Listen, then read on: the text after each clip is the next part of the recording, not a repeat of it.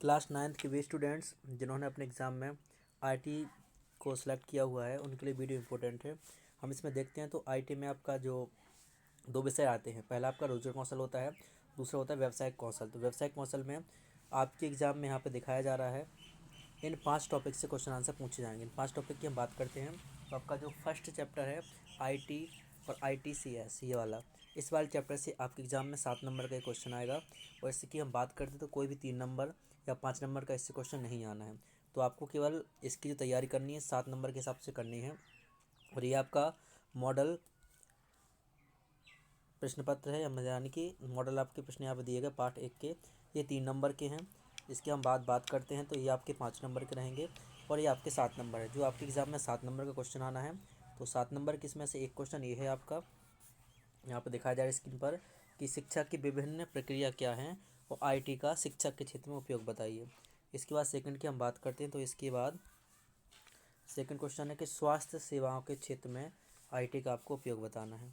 Third question आपका रहेगा, देखिए इसमें पॉइंट दे के रखे हुए हैं, first point, second, third, fourth, fifth, 5 point के 5 नंबर रहेंगे और इसकी केवल डेफिनेशन लिखने के 2 नंबर मिलेंगे आपको।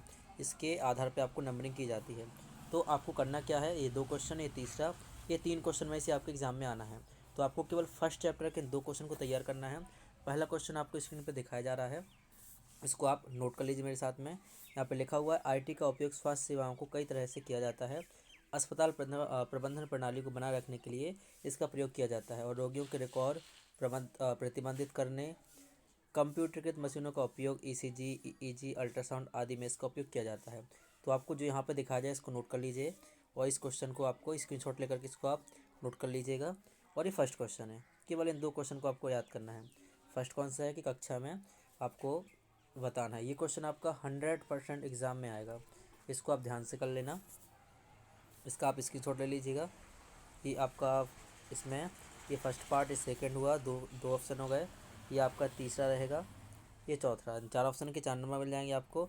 ऊपर का जो डेफिनेशन यहाँ पे दिखाई जा रही है इसके आधार पर बड़े पॉइंट है तो आपको इसके 7 नंबर का मिल जाएगा। केवल इन 2 क्वेश्चन को आप रेडी कर लीजिए और बात करते हैं कि इस पार्ट से ऑब्जेक्टिव कितने आएंगे। मैं आपको आईटी के 5 वीडियो में 5 पार्ट का कंप्लीट यहाँ पे डेटा दे दूंगा। बात करते हैं ऑब्जेक्टिव की तो केवल 3 ऑब्जेक्ट इस पार्ट से पूछे जाने हैं। ऑब्जेक्टिव की हम बात करते हैं तो यहाँ पे ऑब्जेक्टिव इस पार्ट के बहुत सारे रहेंगे। देखिए आप, ये रहेंगे ऑब्जेक्टिव। पहला आईसीटी का मतलब क्या है, तो ITES का मतलब क्या है। तो इसमें देखिए जो भी आंसर है, आंसर नीचे लिखा हुआ है ये बोल्ड अक्षरों में, गहरे काले अक्षरों में, तो आप इसको नोट कर लीजिएगा। मैं यहाँ पे स्क्रीन को धीरे धीरे नीचे करते जा रहा हूँ, आप इनको नोट कर लीजिएगा और केवल इन्हीं की तैयारी कीजिए। क्वेश्चन आपको एक पार्ट से केवल 2 सीखना है, वही क्वेश्चन आपके एग्जाम में आएंगे। थर्ड क्वेश्चन है किस मशीन का उपयोग हृदय की धड़कन की निगरानी में करते हैं, तो ईसीजी। मस्तिष्क को किससे रिकॉर्ड करते हैं, तो ईईजी। कौन सी मशीन 3D छवि देता है, तो इसमें आ जाएगा आपका 3D छवि कौन देता है, तो इसमें बिल्ली लिखा है, जबकि ये आपका गूगल ट्रांसलेट से आया हुआ है। ठीक है, तो इसका ऑप्शन कुछ और होगा, लेकिन यहाँ पे इन्होंने गूगल ट्रांसलेट के हिसाब से कैट कुछ ऐसा आ रहा होगा। बाकी ये जो दिखाए जा रहे हैं आप उनको ध्यान से नोट करते जाइए। बस ये 5 ऑब्जेक्टिव हैं, 6 ऑब्जेक्टिव रहेंगे। इसके बाद ये सत्य सत्य हैं, उनको आप ध्यान से कर लीजिए। सत्य सत्य में ये वाला सत्य सत्य आपका इंपॉर्टेंट है बिल्कुल, तो आप इसे ध्यान से कर लीजिएगा। इसके बाद हम बात करते हैं कंप्यूटर डेटा को खालिस्तान के रूप में लेता है, प्रोसेस करता है और परिणाम में देता है। तो कंप्यूटर डेटा में इनपुट के रूप में लेता है और आउटपुट के रूप में परिणाम देता है, तो आप उनको ध्यान से करते रहिए। कच्चे तत्व आंकड़ों को क्या कहते हैं, तो आंकड़े या फिर इसे डेटा बोलते हैं। आंकड़ों को इंग्लिश में डेटा बोला जाता है। डेटा प्रोसेसिंग का परिणाम क्या होता है, तो इसमें का जानकारी मिलती है। बाकी इन सबको आप ध्यान से देखते जाइएगा और नोट कर लीजिए। बीपीओ का फुल फॉर्म क्या होता है, ये पेपर के लिए इंपॉर्टेंट है, बिजनेस प्रोसेस आउटसोर्स, ये वाला आ जाएगा। ठीक है, इसमें आंसर नीचे लिखा हुआ है। बाकी और भी इसमें ऑप्शन रहेगी। एमएनसी का फुल फॉर्म क्या है, तो इसमें लिखा बहुराष्ट्रीय कंपनियां, इससे एमएनसी का मतलब होता है। बहुराष्ट्रीय कंपनियों का मुख्यालय कहाँ पर होता है, तो भारत के अंदर और बाहर, तो भारत के बाहर रहेगा। मतलब 2 या 2 से अधिक देशों में जो होती हैं उसे बहुराष्ट्रीय कंपनी बोलते हैं।